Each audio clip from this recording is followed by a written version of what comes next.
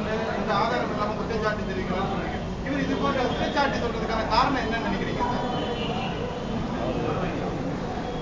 Sir? இப்போ புதுசாக அவங்க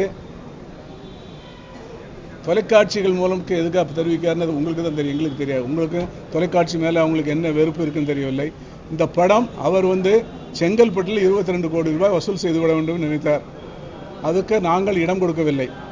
நாங்கள் பிளைன் டேர்ம்ஸ் 22ல் 50 கோடி வசூல் பண்ணினாலும் நாங்கள் கொடுக்க தயாராக இருந்தோம். தன் படத்தின் மீது அவருக்கு நம்பிக்கை இல்லை. அதனால் முதல்ல எங்கிட்ட 22 கோடி வாங்கிடலான்னு பார்த்தாரு. அது முடியவில்லை. நேற்று சொல்கிறாரு, ஒரு சின்ன விஷயம் பாருங்கள், 10 கோடி ரூபாய்க்கு இந்த படத்தை நான் விற்றிருந்தேன் பாம்பே பார்ட்டிக்கு. ஆனால் அவன் வேண்டாம் என்று சொல்லிவிட்டான். நான் அதற்காக 6ஆம் தேதியே 2.5 கோடி ரூபாய் டிமாண்ட் டிராஃப்ட் எடுத்து வைத்து விட்டேன் என்று. அப்படி என்றால் இந்த படத்தை வாங்கிய பாம்பே பார்ட்டிக்கு அந்த படத்தின் மீது நம்பிக்கை இல்லை. அந்த படம் ஓடாது என்று அவர் முடிவு பண்ணிவிட்டார். 6ஆம் தேதி அதை விட்டுவிட்டு எங்கள் மீது குறை சொல்லுகிறார். 6ஆம் தேதியே நான் 2.5 கோடி ரூபாய்க்கு டிராஃப்ட் எடுத்து விட்டேன் அவருக்கு திரும்ப கொடுப்பதற்காக. இந்த பிரச்சனை எல்லாம் 10, 11, 12 தேதிக்கு 6ஆம் தேதியே அந்த பாம்பே வாங்கின பார்ட்டி இந்த படம் எனக்கு வேண்டாம், என்னிடம் பணத்தை திரும்ப கொடுத்து விடுங்கள் என்று சொன்னால் இந்த படத்தின் மீது அவருக்கு நம்பிக்கை இல்லை. இப்படி ஏதாவது பிரச்சனையை கிளப்பி தன் படம் சிறப்பாக ஓடிவிட வேண்டும் என்று அவர் நினைத்தார். அது நடக்கவில்லை. அதற்கு மேல் எதற்கு சொல்வதற்கு எதுவும் தெரியவில்லை. என்ன காரணம் என்பது அவர் மனதிற்கு மட்டும்தான் தெரியும். எங்கள் பக்கம் எந்த விதமான தவறும் இல்லை. ரஜினியோட கபாலி வருது, அதுக்கு திரையரங்கு உரிமையாளர் சங்கம் என்ன மாதிரி முடிவெடுக்கும் சார்? நாங்கள் எந்த படத்தையும் திரையிட மறுக்கவே மாட்டோம். நாங்கள் திரையரங்குகள் கட்டி வைத்திருப்பது திரைப்படங்களை மட்டும்தான் நாங்கள் திரையிட முடியும். அவர் திரையிட மாட்டேன் என்று சொன்னால் அது அவரது விருப்பம். ஆனால் நாங்கள் மறுக்க மாட்டோம். நாங்கள் கண்டிப்பாக திரையிடுவோம். அதில் எந்த விதமான சந்தேகம் இல்லை. அவர் தனிப்பட்ட முறையில் முடிவெடுத்தால் அது அவருக்கு அவர் தான் பொறுப்பை தவிர நாங்கள் பொறுப்பல்ல.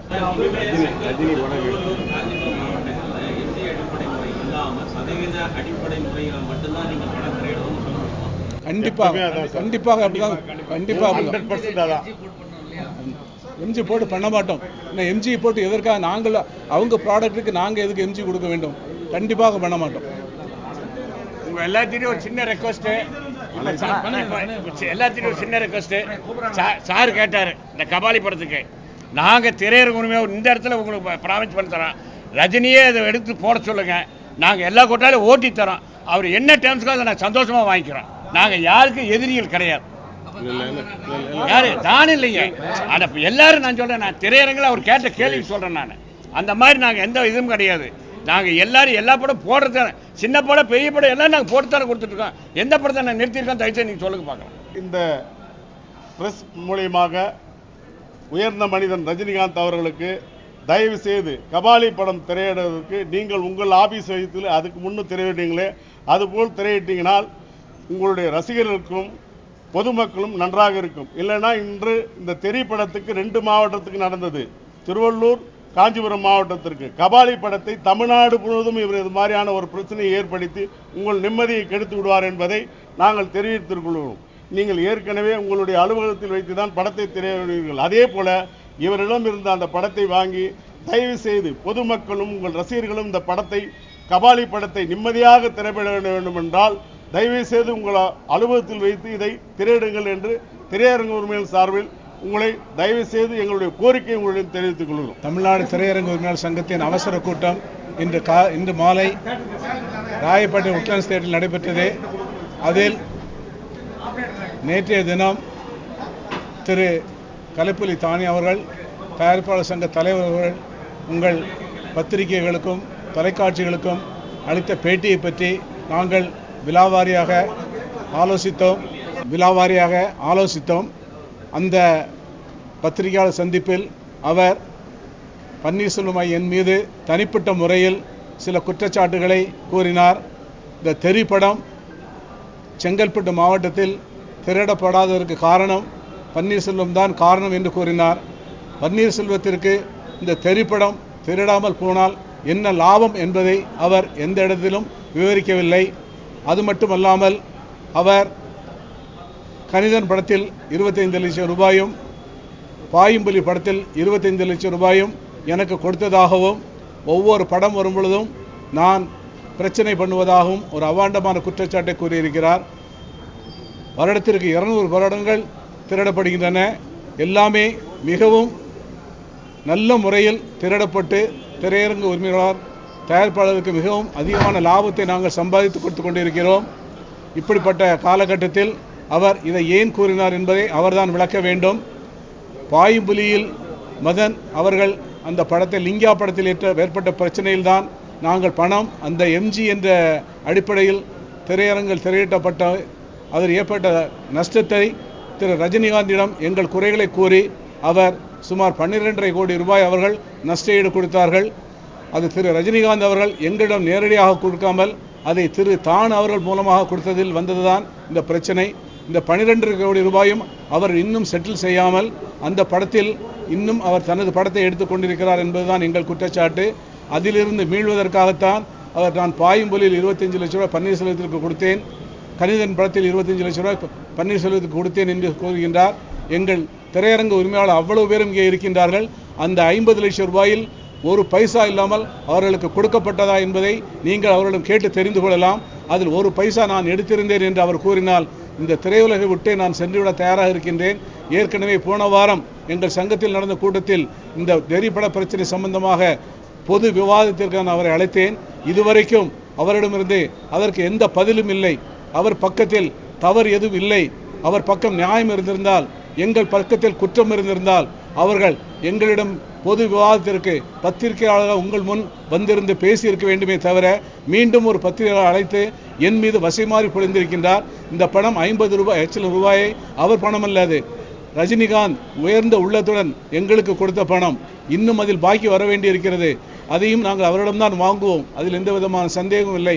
அப்படி கூறி ஒரு இந்த விஷயத்தை திசை திருப்ப விரும்புகின்றார். அது கண்டிப்பாக நடைபெறாது. அதற்காக நாங்கள் எங்கள் கண்டனத்தை நாங்கள் தெரிவித்திருக்கின்றோம். அது மட்டும் இல்லாமல் எனது மகன் திருமணத்திற்கு திரு ரஜினிகாந்தும் திரு விஜயும் வரவில்லை என்றதால் நான் பழி வாங்கிவிட்டேன் என்ற அடுத்த குற்றச்சாட்டை கூறியிருக்கின்றார். கல்யாணத்திற்கு அழைப்பது என் கடமை, கல்யாணத்துக்கு வருவது வராது அவரது விருப்பம். ரஜினிகாந்த் வரவில்லை, விஜய் வரவில்லை, கமலஹாசன் வரவில்லை, அஜித் வரவில்லை. அதற்காக என்ன பண்ண முடியும்? அது அவர்கள் விருப்பம், அவர்கள் வேலைப்படி இருக்கும். அவர் வர விரும்பலாம், விரும்பாமல் இருக்கலாம். அதற்கென்ன நிறுத்தியிருந்தால் அஜித்தின் படம் வேதாளம் வந்தது நின்னதா, அல்லது கமல் படம் தூங்காவனம் வந்து நின்னதா, திரு கார்த்திக் படம் இப்பொழுது வந்தது தோழா படம் வந்தது, அதையெல்லாம் நிறுத்தாமல் ரஜினி படத்தையும் கமல் விஜய் படத்திற்கு மட்டும் நாங்கள் எதற்காக தயாராக பண்ணோம்? அது மட்டுமல்ல, நான் சொன்னால் திரையரங்கு எல்லாம் படத்தை நிறுத்துவதற்கு அவர்களுக்கெல்லாம் விஷயம் தெரியாதவர்களா? அவர்கள் சின்ன குழந்தைகளா? என்னுடைய தனிப்பட்ட சுயலாபத்திற்காக நான் படத்தை நிறுத்தி சொன்னால் அவர்கள் நிறுத்துவார்களா? எல்லோரும் இருக்கின்றார்கள், நீங்கள் கேட்டுக்கொள்ளலாம். தானுக்கு என்ன சொல்லுது என்று சொல்ல தெரியாமல் அவர் மனம் வந்த போக்கில் ஏதோ குற்றச்சாட்டுகளை அவர் கூறி தன்னை தாழ்த்தி கொள்கிறாரே தவிர என்னை அவர் தாழ்த்துவதா நினைத்தால் அது மிகவும் ஒரு தவறான விஷயம். எந்த விதத்திலும் திரைப்படம் நின்றதற்கு எங்கள் சங்கம் காரணமல்ல. அவருடைய அடாவடி போக்கு, அவர் எம்ஜி என்ற அடிப்படையில் திரையரங்களுக்கு 1.5 கோடி 1 கோடி கேட்டதினால் அதை கொடுத்து போட்டால் எங்களுக்கு கட்டுப்படியாகாது, நாங்கள் பிளைன் டேர்ம்ஸில் தான் திரையிடுவோம் என்று சொன்ன காரணத்தினால் தான் நின்றதே தவிர என் மீது கூறப்பட்ட குற்றச்சாட்டுகள் அனைத்தும் போய். அது மட்டும் இல்லை, கடைசியாக ஆண்டவன் பார்த்து கொள்வான் உங்கள் அவர் குடும்பத்தை அப்படி என்றால் சாபம் கொடுக்குற அளவுக்கு என்ன அந்த அளவுக்கு என் மீது என்ன வெறி என்று எனக்கு தெரியவில்லை. அன்று முதல் நாள் வரை நான் அவருக்கு பேசி, அண்ணன் இந்த பிரச்சனையை முடிச்சிடுங்க, பிரச்சனை வேண்டான்னு, நமக்குள்ள நல்ல படம் போகணும், நீங்கள் வந்து தேவையில்லாமல் பண்ணால் 20 நாள் அவரிடம் நான் கேட்டுக்கொண்டிருக்கின்றேன். அதையெல்லாம் மறைத்து விட்டு அவர் இன்று அவருக்கு மீது அன்பு கொண்டு நான் பேசியதெல்லாம் இன்று மறந்துவிட்டு அவர் குடும்பம் நல்லாக இருக்க வேண்டும், அதை ஆண்டவன் பார்த்து கொள்வான் என்றால் அதுக்கு என்ன அர்த்தம்? இப்படி ஒரு சாபம் கொடுக்குற அளவு அவர் தன் தரம் தாழ்ந்து போவார் என்று நான் நினைக்கவே இல்லை. பரவாயில்லை. ஆனால் ஒன்று மட்டும் நாங்கள் தெளிவாக கூறுகின்றோம், திரைப்படம் செங்கல்பட்டு மாவட்டத்தில் திருடாததற்கு நாங்கள் காரணமல்ல. அது முழுக்க முழுக்க தானுவின் முடிவு. அவர் எதற்காக அந்த முடிவு எடுத்தார் என்பதற்கு அவர்தான் காரணம். அதற்கு இன்றும் நாங்கள் விவாதிக்க தயாராக இருக்கிறோம். அவர் அதற்கு தயாராக இல்லாமல் தனியாகவே உங்களிடம் பேட்டி கொடுக்கிறார். நாங்கள் நாளே இந்த இடத்தில் விட்லன்ஸ் தேட்டரிலோ அல்லது சேம்பரிலோ எங்கே மீட்டிங் அரேஞ்ச் பண்ணியிருந்தாலும் நாங்கள் வந்து விவாதிக்க தயாராக இருக்கிறோம். எங்கள் மீது எந்த தவறும் இல்லை. என் மீது கூடிய குற்றச்சாட்டு அனைத்தும் அவர் தனது நிலைப்பாட்டை நிறுத்திக் கொள்வதற்காக அவர் கூறுகின்ற அபாண்டமான குற்றச்சாட்டு. இதில் ஒன்றையாவது அவர் நிரூபித்தால் நான் சினிமா விட்டு சென்றுவிட தயாராக இருக்கிறேன்.